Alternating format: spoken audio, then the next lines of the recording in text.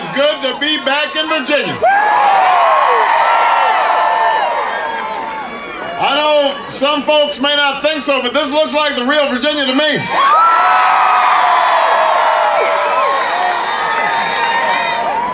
Love me, first of all. I love you back. Well, you know, I can't imagine a more beautiful setting, a gorgeous fall day to wrap up.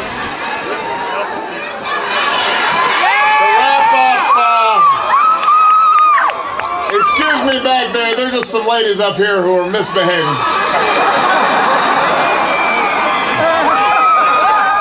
This is a moment of great uncertainty for America.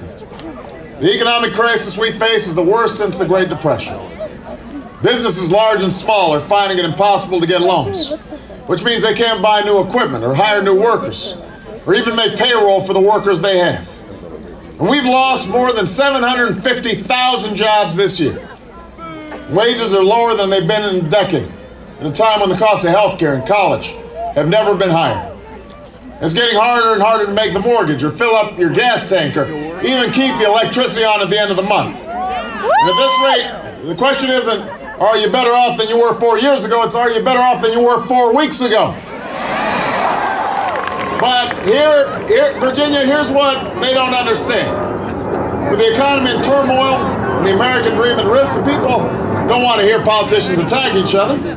You want to hear how we're going to attack the challenges facing middle-class families each and every day. That's what I'm going to talk about in these last 13 days. That's what I'll do as president over the next 4 years, because I can take 2 more weeks of John McCain's attacks, but the American people can't take 4 more years of the same old thing.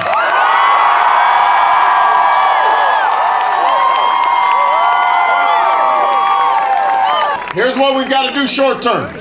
A new American jobs tax credit for each new employee that companies hire here in the United States over the next 2 years.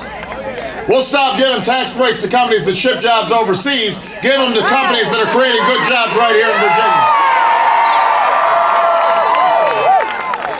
I'll help small businesses get back on their feet by eliminating capital gains taxes, giving them emergency loans to keep their doors open and hire workers. We'll put a 3-month moratorium on foreclosures. So we give homeowners the breathing room they need to get back on their feet. There's been a lot of talk about taxes in this campaign. And the truth is, my opponent and I are both proposing tax cuts. The difference is, he wants to give a $700,000 tax cut to the average Fortune 500 CEO. I want to put a middle-class tax cut in the pockets of 95% of workers and their families. My opponent doesn't want you to know this, but under my plan, tax rates will actually be less than they were under Ronald Reagan. I want to see a show of hands. How many people make less than $250,000 a year? Raise your hands. All right, you too. If you're making less than $250,000 a year, you will not see your taxes go up one single dime. Not your capital gains tax, not your income tax, not your payroll tax, no taxes. Guess what? It did not work. So let's try something new. Let's try to grow this economy from the bottom up. Let's look after middle-class families again. Let's look after workers again. Let's create jobs again. Let's build America again. That's why I'm running for president of the United States of America.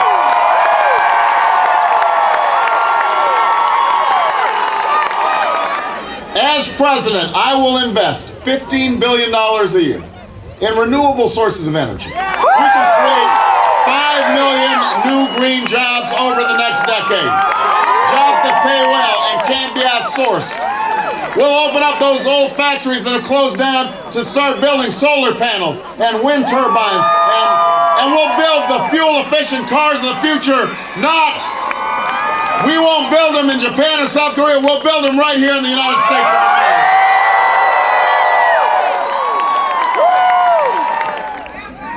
At this defining moment, we don't have the luxury to be divided. We don't have the luxury of playing the same political games, resorting to the same ugly tactics that are used in every election to divide us from one another. That's right. To make us afraid of one another. With the challenges and crises we face right now, we can't afford a divided country. Not by class, not by race, not by region, not by who we are or what policies we support. Black, white, Hispanic, Asian, Native American, young, old, rich, poor, gay, straight, I don't care who you are, we need you to join. We need you to get involved. We got to help to build this country again. We're not separated by the pro-America and anti-America parts of this country. We all love this country, no matter where we live or where we come from. There are patriots who supported the war in Iraq. There are patriots who opposed the war in Iraq. Yes. There are patriots who believe in democratic policies. There are patriots who believe in Republican policies. The men and women from Virginia and all across America who serve on our battlefields. They may be Democrat or Republican or independent, but they fought together and bled together. And some died together under the same proud flag. They have not served a red America or a blue America. Right. They have served the United States of America. That's what this campaign's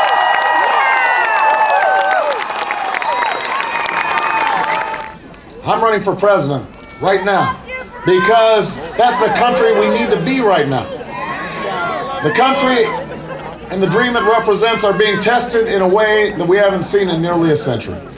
And future generations will judge ours by how we respond to this test. Will they say that we lost our nerve, that we lost our purpose, we lost our way? That we allowed divisions and fear and our petty differences to prevent us from giving a better future to our kids? Or will they say, this was another one of those moments when America rose up, when it overcame, when we battled back from adversity, when we recognized that common stake we have in each other. This is one of those moments. I ask you to believe. Believe in yourselves, believe in each other, believe in the future we can build together, because together we can't fail. Not now. Not when we have a crisis to solve, not when we have an economy to save, not when there's so many Americans without jobs and without homes, families who can't afford to see a doctor or send their child to college or pay their bills at the end of the month. Not when there's a generation that's counting on us to give them the same opportunities that somebody gave us. Somewhere in our past, you got a parent or a grandparent who said, I may not have freedom in the country I live in, but if I'm willing to travel across an ocean, then maybe someday my child will grow up an American with the freedom that is God-given. There's some of us in this crowd whose parents or grandparents might have said, you know what, I can't even vote, but maybe, just maybe someday my child or my grandchild might be able to run for the United States Senator, run for governor, or maybe run for the presidency of the United States of America. That's what our history is about. That's what this election's about. And if you will stand with me, Virginia, if you'll vote with me, if you'll knock on doors with me and make phone calls with me and organize with me, if you want health care you can afford and help your kids compete, then I promise you, we will win Virginia. And if we win Virginia, we'll win this general election.